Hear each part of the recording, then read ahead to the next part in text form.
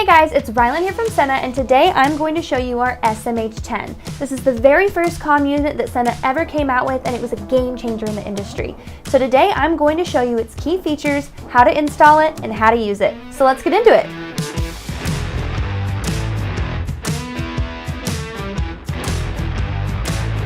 The SMH10 is perfect for somebody who's looking for a budget-friendly Bluetooth intercom, and it also has the beloved and glove-friendly jog dial.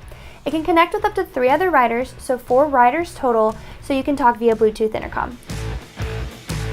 The battery life on the SMH10 is great because at a full charge you're able to talk for up to 12 hours, and it only takes 2.5 hours for a full charge. On top of that, you can charge it with an external battery and still use it, so you're able to talk for as long as you want while on those long rides. Another cool feature with the SMH10 is not only can you pair of a total of 4 riders together via Bluetooth intercom, but you can also pair with your phone via Bluetooth so you can listen to music, take phone calls, and even get step-by-step navigation. Another cool feature is that it has advanced noise control. So if you're riding fast and it gets super windy, or even if it's just windy out, it's going to cancel out that noise, so when you're talking to other people or on the phone, they can still hear you clearly. Let's go over the Bluetooth intercom features. The SMH10 has Bluetooth 3.0, meaning it can pair up with up to 4 riders total, and it has a distance of 0.6 miles or 900 meters, meaning that you can talk at a fair distance between each rider and still be able to hear each other clearly. The design of the SMH10 is super simple, with the tried and true glove-friendly jog dial and a phone button on the back, making it super easy to control while riding and super glove-friendly. Now let's get into the installation of the unit. Today we're going to be installing it on the HJC i100, and it's actually a modular helmet, so let's get into it. So the first thing you're going to do is take out the cheek pads. So to do that, you're just going to pop them off on the sides here and take them out. You're also going to want to lift up this middle one. You don't have to take it out, but just lift it up to kind of get out of the way. So now let's install the unit. This is the base for the SMH10, and you can see there's a clamp here, so you're going to want to leave it loose so that you can stick it in, and then we'll tighten it later. And because this is a modular helmet, you're going to want to install it a little bit lower so it doesn't get caught in. So we'll put it right here. And here you can see it's modular, and it's not in the way. So now we're going to tighten it here with the Allen wrench that comes with it.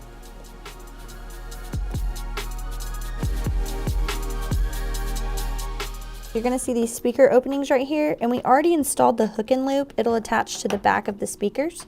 So you're going to go ahead and put your speaker into the side there, and you can see the little track that the wire can go through. And then you're going to install this speaker on the other side. Go through the track. And then you can take these extra wires and just stick it up in here, because then the back padding will go over it. Okay, now to install the padding, you're going to make sure that the wires are tucked in on the sides here, just for a more clean look and to keep them in place. Then you're going to toss that back there, going to bring the padding in, and clip the bottom in.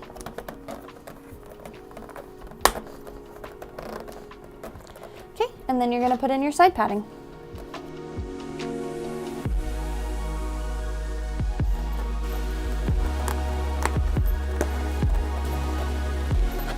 Make sure to do the clips as well. There's one side, now let's do the other.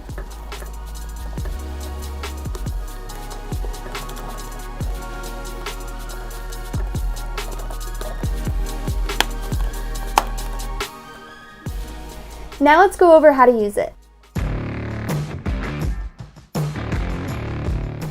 Let's go over how to turn on the SMH10. You're going to press and hold the jog dial and the phone button together until you are greeted with "Hello." Hello. To control the volume of the SMH10, all you need to do is turn the jog dial clockwise to turn the volume up, and turn it counterclockwise to turn the volume down. It's as simple as that. Now let's get into phone pairing.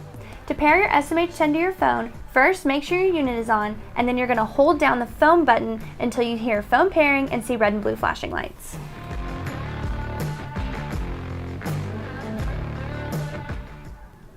Phone pairing. Once your unit's in phone pairing mode, you're going to go ahead and take out your iPhone and you're going to open the Bluetooth settings and you're going to find SMH 10 on your settings list.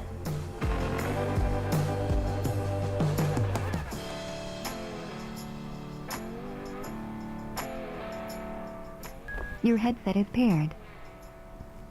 Once you're paired, you're going to hear your headset is paired and it's going to change from a red and blue flashing light to a blue flashing light.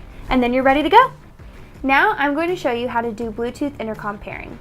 To start off, you're going to want to make sure that both units are on, and then what you're going to do is hold down the jog dial on both units until you hear intercom pairing and you'll see red flashing lights. So let's do that now. Intercom pairing. Once both units are in intercom pairing mode, you're going to press the jog dial on one of the two units. It doesn't matter which.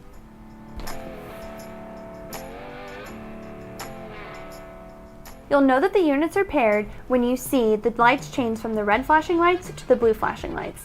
Also, you'll be able to talk to each other. And there you go.